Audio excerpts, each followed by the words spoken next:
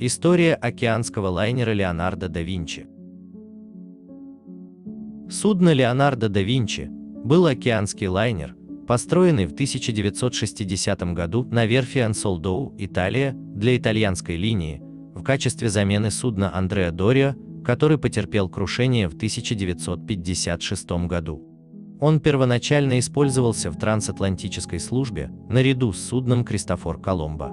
В 1976 году Леонардо да Винчи стал последним пассажирским лайнером Italian Line, который использовался для обслуживания через Северную Атлантику. В период с 1977 по 1978 год он использовался в качестве круизного лайнера Italia Crossair, но с 1978 года находился на приколе до 1982 года, когда он был списан. Названный в честь известного итальянского изобретателя и художника Леонардо да Винчи. Корабль отличался многочисленными технологическими инновациями, в том числе был переоборудован для работы на ядерной энергии. Итальянская линия потеряла большую часть своих пассажирских лайнеров во время Второй мировой войны, в том числе престижные судна Рекс и Конте ди Савоя.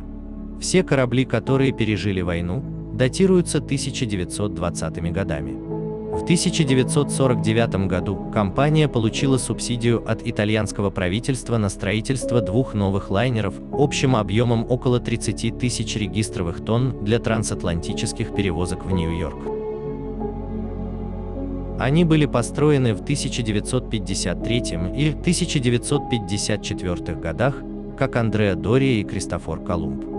Соответственно, восстановление Италии в бизнесе как трансатлантических услуг с лучшими судами для обслуживания на маршруте Нью-Йорк-Средиземное море. Но Андреа Дориа затонул всего за 3 года службы 25 июля 1956 году после столкновения с шведской и американской линией судна «Стокгольм». Это привело к тому, что итальянской линии понадобился второй корабль в Северной Атлантике. Сразу после затопления судна Андреа Дориа правление итальянской линии было разделено на 3 группы. Одна группа участвовала в судебных слушаниях по делу о катастрофе, вторая сосредоточивалась на текущих операциях компании. А третья группа разрабатывала планы новых судн для замены судна Андреа Дориа. Чтобы сэкономить время при постройке нового судна, были использованы планы Андреа Дориа, но они были адаптированы к несколько большему проекту. На новом судне, получившем имя Леонардо да Винчи, было внедрено несколько инноваций и новых функций безопасности. Новые средства безопасности включали расширенные водонепроницаемые переборки, шлюпбалки для спасательных шлюпок, способные спускать спасательные шлюпки с креном 25 градусов. Моторизованные спасательные шлюпки и разделение машинных отделений на 2 отсека, при этом каждый двигатель приводит в действие свой собственный гребной винт. Другими примечательными особенностями были бассейны с инфракрасным подогревом, выдвижные стабилизирующие крылья, полное кондиционирование воздуха и отдельные ванные комнаты во всех каютах в первом классе и кабине, а также в 80% кают туристического класса. Кроме того, были приняты меры для переоборудования корабля для работы на ядерной энергии.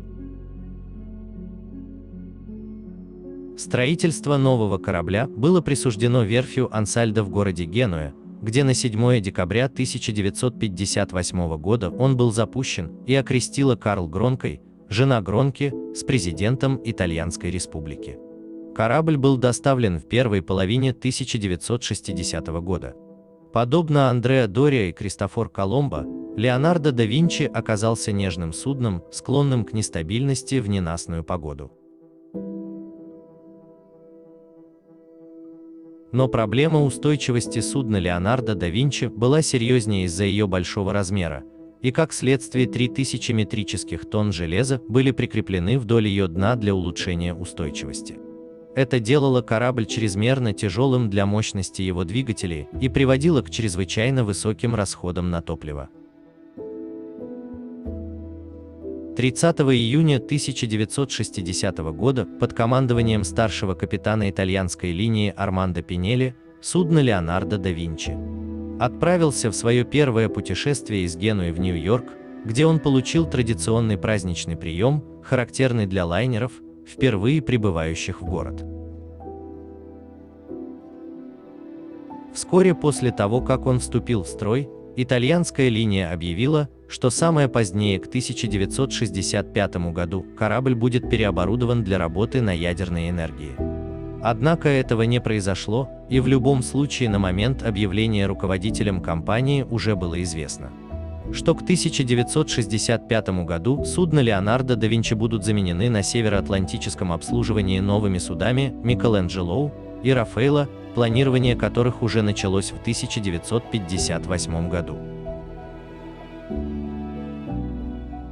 После того, как Микеланджело и Рафаэлло были доставлены в мае-июле 1965 года соответственно, судно Леонардо да Винчи использовался в основном для круизов. В основном вокруг Средиземного моря, но иногда и в Карибский бассейн, Южную Америку и Северную Америку.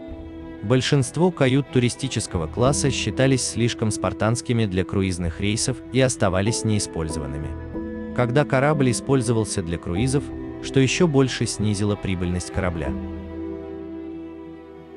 В 1966 году он был перекрашен в новую ливрею Italian Line, белый корпус с продольной тонкой зеленой декоративной полосой вместо оригинального черного корпуса с белой декоративной полосой.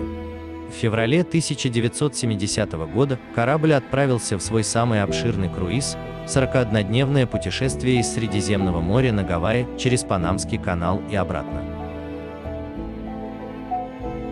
В течение 1970-х годов конкуренция со стороны реактивных самолетов для службы в Северной Атлантике становилась все более острой. Несмотря на вывод государственных дочерних компаний, итальянская линия не отказалась от обслуживания в Северной Атлантике. И Леонардо да Винчи вернулся на свой первоначальный маршрут на короткий период до июня 1976 года, когда и он тоже был снят с вооружения и поставлен на прикол. В 1977 году судно Леонардо да Винчи был снова принят на вооружение. На этот раз для круизов под флагом Italia Crossair, также известный как Italian Line Cruises, недавно созданной дочерней компанией Italian Line. Корабль использовался в однодневных круизах из Майами в Нассау, Багамы, но оказался излишне большим и слишком дорогим для обслуживания такого рода. 23 сентября 1978 года судно Леонардо да Винчи вернулся в город Специю, Италия на прикол. Несмотря на многочисленные слухи об обратном, он больше никогда не приходил на службу. После двухлетнего простоя корабля 4 июля 1980 года на его борту начался пожар. Он горел 4 дня и в конце концов перевернулся. Сгоревший корпус позже был исправлен и отбуксирован на свалку в город Специи, где он был списан в 1982 году.